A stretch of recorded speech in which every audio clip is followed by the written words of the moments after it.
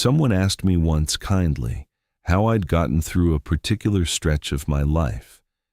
We were somewhere easy, a back porch, late in an evening that had gone well.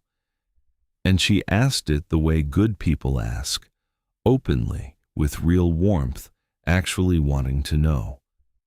How did you come through all that? And I felt myself open my mouth to answer. I could feel the true version of it right there, ready, the long one.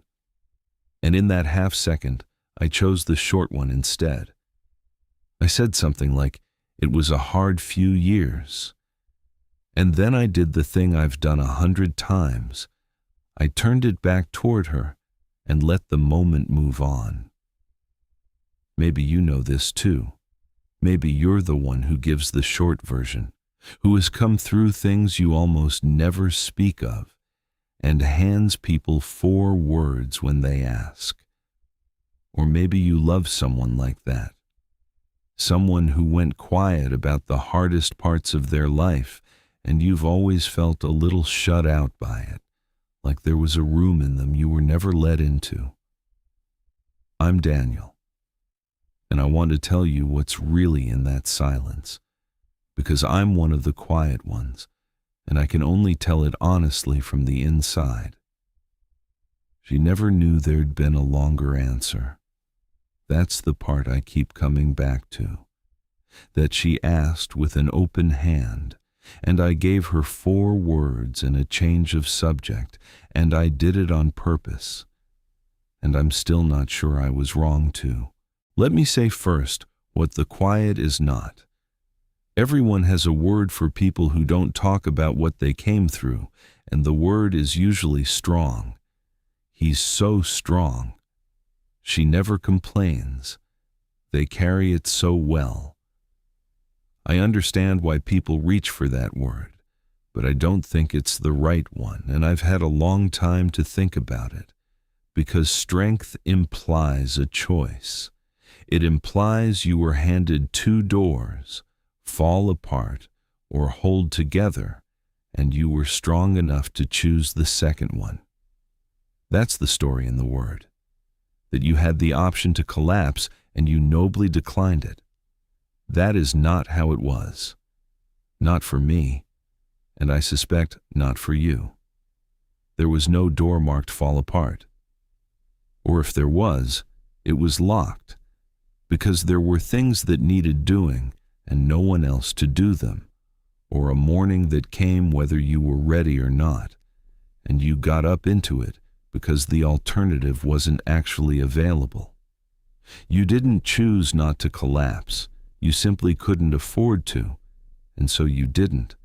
And afterward people looked at the not collapsing and called it strength because there wasn't a better word lying around. But it wasn't strength. It was survival without options. And those feel completely different from the inside, even though they look identical from the outside. That difference matters, because it's the beginning of why we stay quiet.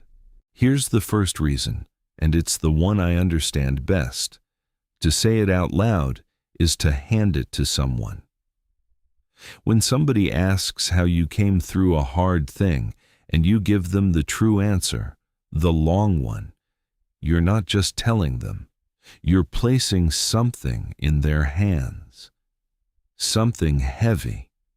And then you have to watch them hold it. You have to watch it land on their face. Watch them not quite know what to do with it.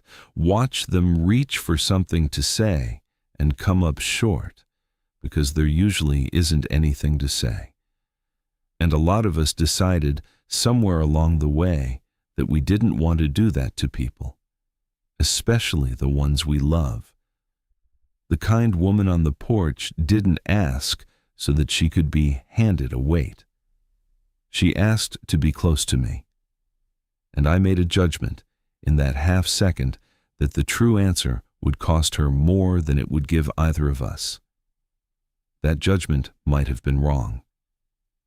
I want to be honest that it might have been.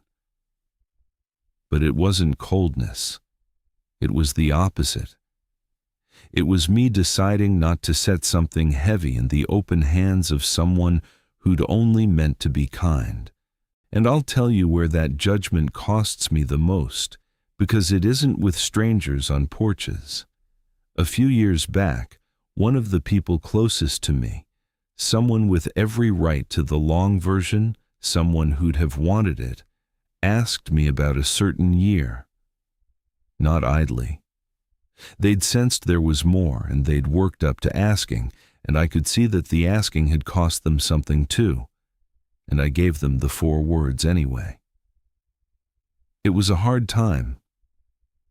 I watched them wait for more, and I watched them understand it wasn't coming, and I watched them decide not to push, to let me keep the door closed, because they loved me enough to leave it where I'd set it.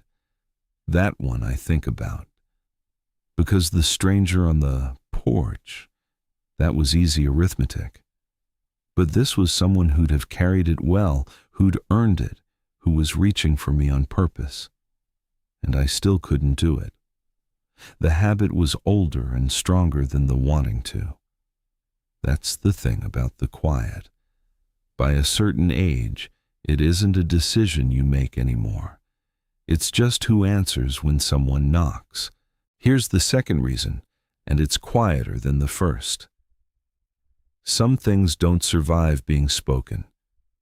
There's a version of a hard thing that you have finally, after a long time, gotten closed. Not healed, maybe, just closed. Settled enough that you can carry it and still walk normally, still make coffee, still have a good evening on a back porch. And you learn, sometimes the hard way, that saying it out loud can open it again.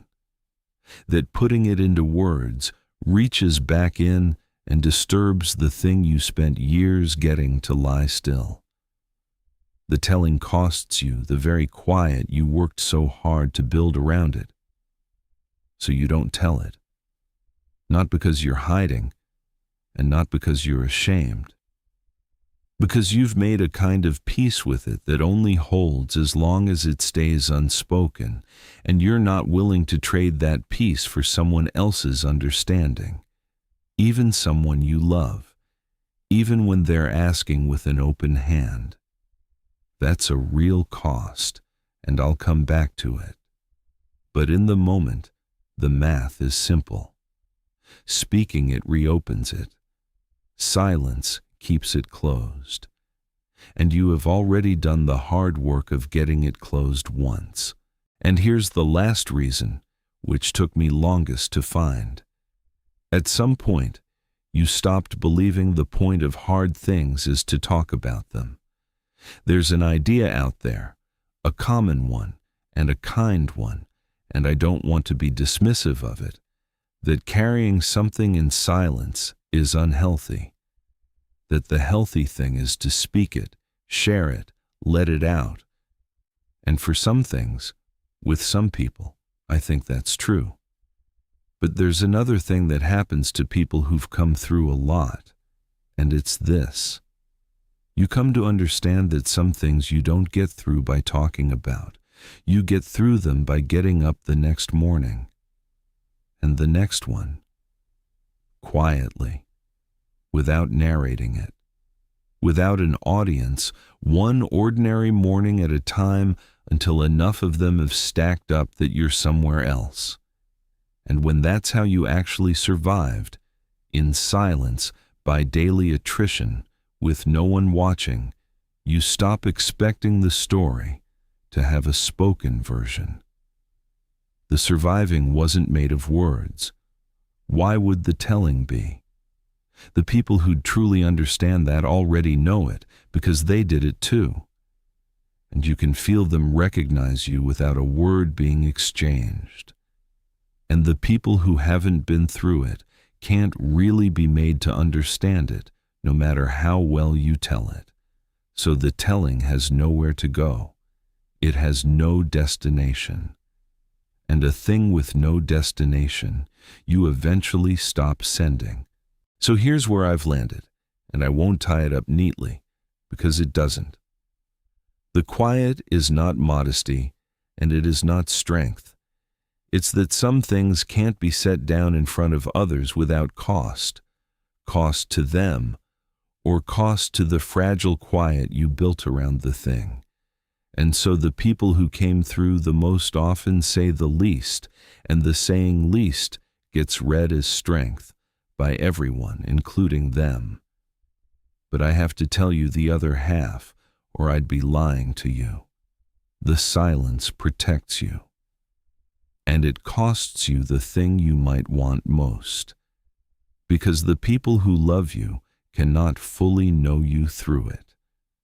There is a room in you they don't get to enter, and you're the one who keeps it closed, and you keep it closed for reasons that are real and defensible and kind, and still, the result is that you are loved a little incompletely, known up to a line you drew yourself for good reasons a long time ago. I made my peace with the porch. I gave that good woman 4 words, and I'd probably do it again. The one I don't have peace with is the other one, the person who'd earned the long version and got 4 words anyway. The quiet kept something safe. It also kept me a little alone inside it, and it kept someone I loved standing outside a door they'd have gladly come through. Both of those are true, and I've stopped trying to make either one cancel the other. I'll leave you with this. When someone stays quiet about what they came through, they're rarely being modest, and they're rarely being strong. They're carrying something they learned couldn't be spoken without cost, and they chose a long time ago to carry it rather than hand it to you. If that someone is you, it wasn't strength, and you don't owe anyone the long version. You came through the only way there was, and the quiet was part of how you survived it. And if that someone is somebody you love, the silence was never distance.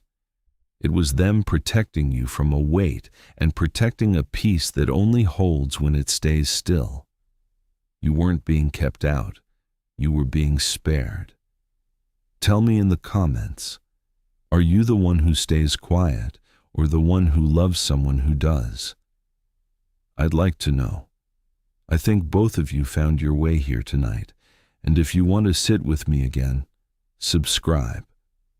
I'll be here. I'm Daniel. I'll see you in the late hours.